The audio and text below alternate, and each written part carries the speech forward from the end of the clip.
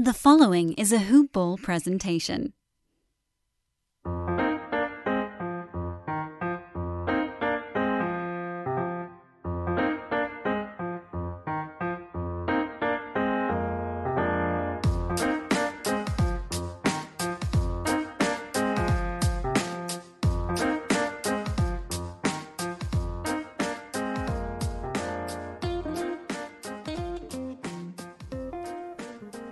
Hey, ladies and germs, we've got internet issues for our dynamic host, Devin Ellington. So Dan Besbris here subbing in on this Tuesday morning of Today in Sports Betting. This will be an NBA-only quick hitter episode if the internet and the tech kicks back in for our buddies over, rest of our handicapping buddies on the Hoop Ball Gaming Division. We'll get some bases for you on an afternoon podcast as well. For now, we will focus on the NBA. You can follow me, by the way, on Twitter. I am at Dan Besbris, DanBesbris. This is a Hoop Ball presentation. Hoop Ball Gaming is our gambling Twitter feed where we've got all of our analysis and our top play thread for Wager Pass subscribers. Wager Pass, of course, over at Hoop Ball for $9.99 a month. Let's break down the NBA card. Without further ado, we're going 10 minutes or less on this quickie blast, he said confidently, knowing he will probably go over the 10-minute mark. But whatever. Bulls at Pacers. This line opened as Bulls a 1-point underdog on the road at Indiana. It's now moved to a pick, which is basically no move at all. The shift from 1 on either side, really from 1.5 on either side in the NBA is a very small one. It takes generally more money to move a line a point in any direction than it does to move about the 3 points between 1.5 on each side of the main pick'em line, because NBA games don't generally end in a 1-point finish, and there's overtime. So moving through 0 is so inconsequential. And then, it's not really like football where in overtime you're going to get stuck on kind of a key number. So there are these little things that can happen. In basketball, in overtime, it's probably going to end up, 3, 4, 5, 6-point game anyway. So don't worry too much about that small line move on this game. It's possible that that's a reflection of Indiana. Malcolm Brogdon and Domantas Sabonis are both questionable for this ball game. The fact that this is at a pick'em leads me to believe, reading the tea leaves here a little bit, that those guys are probably going to miss this ball game. Sabonis did not practice with the team on Monday. Brogdon, we didn't really get an update on him out of practice. I think he's probably closer, but if those guys are in, the Pacers are definitely a favorite. As the Bulls starting to show some signs of gelling. Zach LaVine, Niko Vucevic had a good ball game the last time out. They beat the Brooklyn Nets, who are quite pedestrian, using bad defensive centers all of a sudden. I mean, this is whatever. I know James Harden's been out, so I don't want to pin too much on the front court for Brooklyn, but they have been quite bad lately. So for the Bulls, the question is, have they turned a corner, or was that just running to a team with no interior defense and then exploiting it by getting to the foul line a bunch and getting easy looks? Truthfully, I don't know. The Pacers do actually have a lot of rim protection in Miles Turner, one of the best shot blockers in the NBA, if not the best this year. And to me, this is actually a pretty evenly matched ball game. So it does come down to it comes down to whether or not you believe the Bulls have started to figure things out together. Personally, I don't think they're quite there yet. But partway there, and with the Pacers missing their two most important offensive players, that's why you're looking at a line you are. So slightly into the Bulls on this one. I just don't like Indiana missing those key guys. That takes them out of almost everything they do on offense. If anything, maybe you look at the under in this game, since they do still have rim protection, but they don't really have the scoring punch they had before. Total on this game opened at 224.5 and has been moving up to 227, which of course raises the question of, is that because they think one or two of those Pacers guys are actually in? I don't know on that front, but I would actually lean back the opposite direction, and maybe if it keeps going up, you might get yourself an interesting value on it. 76ers 2-point favorites on the road at Boston. Evan Fournier into health and safety protocols. That's what moved this line from 1 to 2, basically, or 1.5 to 2. So a small shift due to the Fournier news. 76ers will likely have Joel Embiid back for this ballgame. He rested on the second half of a back-to-back in their last game, a loss. Sixers did win their previous matchup with Minnesota. But I'll tell you, Embiid looked fine coming back. He got a ton of free throws. Here's where I break this ball game down. First, Boston they lost to Philadelphia twice earlier this year. So this is actually a double revenge spot for the Celtics. Joel Embiid is not back at full strength yet, post-injury, which is relevant because when you get a guy back like that on a bad team, it is actually often helpful. We saw that with D'Angelo Russell in Minnesota yesterday. He wasn't at full strength, but he was playing relatively well. He got call it about a 70% complement of minutes, and he did well with it. And the reason I bring this up is because with a team like Minnesota, that's generally catching points, getting a good player back, they're still going to be catching points as an underdog. It just would be a little bit less. With the 76ers, a team that's generally expected to win all of their ball games, they're going to be a favorite more often than not going forward, especially with Embiid in the lineup. His impact is going to be registered in the line probably more than what he actually does in 27, 28 minutes on the floor, whatever he ends up getting, as opposed to, say, 32 or 33. Those 5 minutes make a really big difference because Dwight Howard doesn't provide that same kind of scoring punch. Mike Scott provides almost no defensive resistance. So when you go to the backups, things get goofy very quickly. And the fear, of course, I have in this one. By the way, total of this game, total 223.5. It's on its way down, 221.5 right now. The fear I have is that the Celtics don't really have a front court. They have Robert Williams, the Time Lord, who's been awesome. But if Joel Embiid gets him into foul trouble, there are no other centers.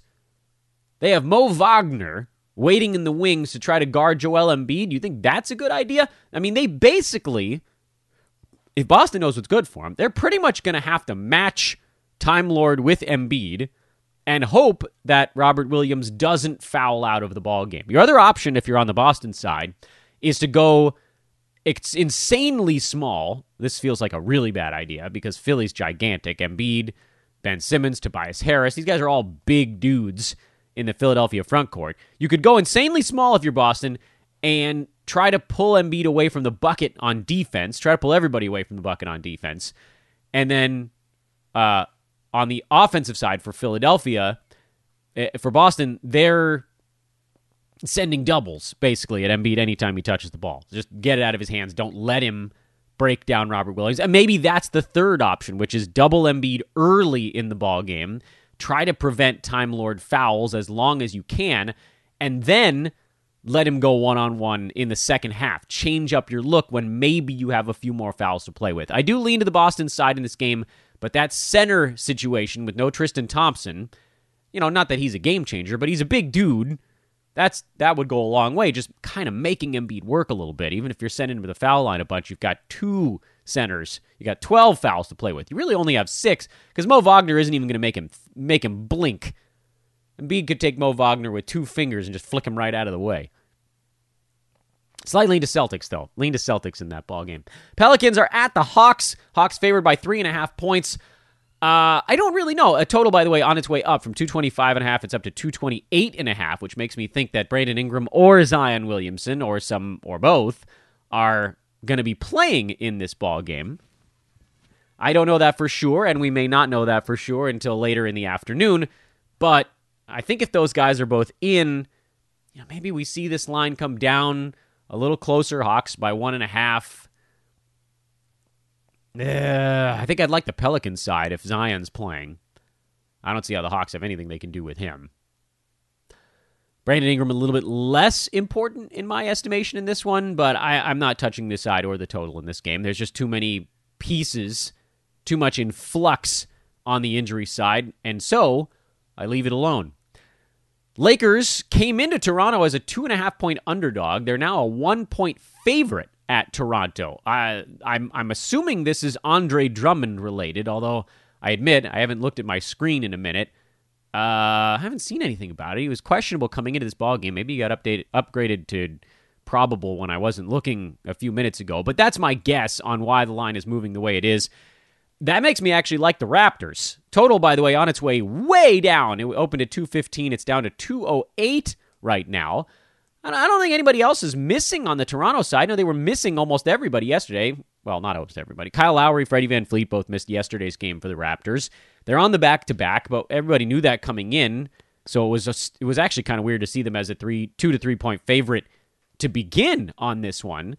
But it is, this is basically a pick-em. It's as close as you're going to get to that point. I don't like the Lakers with Andre Drummond, at least not at the beginning here. This is really going to be his first, if he plays, this would really be his first game. And so that gives me a Raptors lean in this one that I didn't really have prior to seeing the weird shift in what's going on. Now, we should be very careful. Toronto's not a good team, and they're missing their 2 point guards. And they did manage to squeeze by yesterday in the ultimate sense of the word. They just barely squeaked by a bad Washington Wizards team. So let's not get ahead of ourselves and assume that they can just beat a Lakers team that still plays defense, even without LeBron and AD. So maybe best to leave this one alone. Toronto, they run short bench most of the time, and then this is the back-to-back, so there's a big rest thing going on here. Hence the very low total, I would reckon. So there's an expectation that the Lakers are going to control the tempo of this ball game, and that makes my Raptors lean a little bit more frightening. But still, ever so slightly to the Toronto side. I want to fade Andre Drummond's Lakers debut, if indeed that's what's happening here. Heat, 5-point favorite, total of 216. Side didn't move at all. Total is down about a point off the opening number, so pretty small shift in this one. Miami did lose an extraordinarily gross game to the Grizzlies a few weeks ago. I think that was one of those ones that ended with a total like around 170, if I'm getting my numbers right on this one. When the hell did they play? March 17th, yeah. Heat lost that game 89-85. Yeesh. 174 combined points. The total of 216 may seem oddly high, given the last one was 40 points lower than that. But also, that game was fairly anomalous for a number of reasons. Miami, they're working Victor Oladipo in now, and just in general, the Heat have been playing better basketball over the last, we'll call it loosely week and a half or so. They beat the Knicks on the road. Then they grinded out a win against the Pacers, beat the Warriors at home, beat the Cavaliers. It hasn't been the world beater in terms of the competition level here, but nor is this game. Memphis is a decent team, but by no means are they a team where you should sort of grade yourself against them. Looking back at that Grizz Heat game, the teams shot 36 and 35% between the two of them. If you actually break down the pace on that game, Memphis probably should have ended somewhere in the neighborhood of 107 points or so. And the Heat around 108. 109? Call it 108. So that game probably should have ended around 215 points. So these two teams went under the expected pace in that game by about 35 or 40 points. So the total actually makes a lot of sense in this one. The question is, can either of these teams overperform against the expected pace at all? Will either of them actually overshoot? And yeah, I'm inclined to think the answer is ever so slightly yes, but I'll likely leave that total alone. I would lean ever so slightly to the over. On the side, I think Miami, they've been playing a little bit better these days. Grizzlies are without DeAnthony Melton, which I do think hurts them maybe more than people are going to credit for in the number. So lean to the Heat on the side. Pistons Nuggets, Detroit on the back-to-back. They got a win yesterday, and this is the throwaway other half of it. Nuggets favored by 13.5 points. I don't want anything to do with the side on this ball game. Denver's been playing well, but that's just a giant number. I can't, in good faith, especially with the total coming down. I think the expectation is that the Pistons are going to score about 95 points in this ball game, if that. So this one's a tough one for me. Pistons, they rested their older guys yesterday, so those dudes will probably be back in the lineup tonight. But I don't think they even really want to be winning games on an organizational level right now. They really want to see more what they have and go from there. And I want anything to do with this ball game. Nothing. Trailblazers, Clippers, LAC favored by 5.5. Opening line was 6. Total on its way up from 226 to 229. This really comes down to whether or not the Clippers have their focus into it. As is the case seemingly with all Clippers games. They had their focus against the Lakers. They didn't really against Orlando. If you go back to that ball game, they certainly did against Milwaukee. They're a difficult team to truly figure out just that, like, what are they? But if you can handicap a game that's going to wake them up, then you've really got something there. They beat the Blazers way back at the end of December by 23 points. I'm betting Dame is the kind of guy that probably remembers that one and probably had this game circled. But again, if the Clippers are awake in any reasonable fashion, this is a number they can cover because the Blazers aren't as good as the Clippers. Slightly into the Portland Trailblazers side, I think not enough to really make anything of it. And then the total, no real feel at all. The fact that it's going up makes me think that perhaps Clippers are not going to be laser focused on the defensive side, but it may also mean nothing. And then the Bucks are in Golden State to take on the Warriors. Warriors are listless these days. They're not playing with a purpose.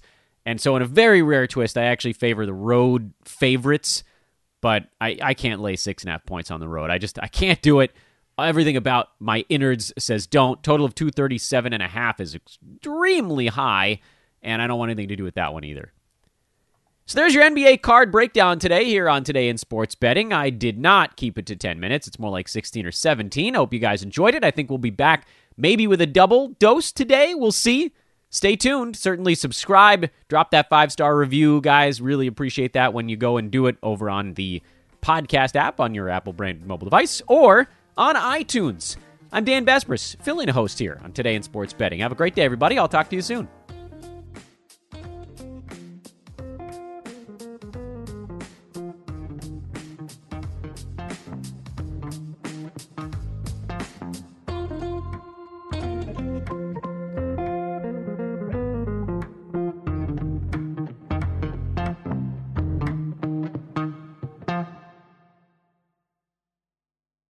This has been a Hoop Ball presentation.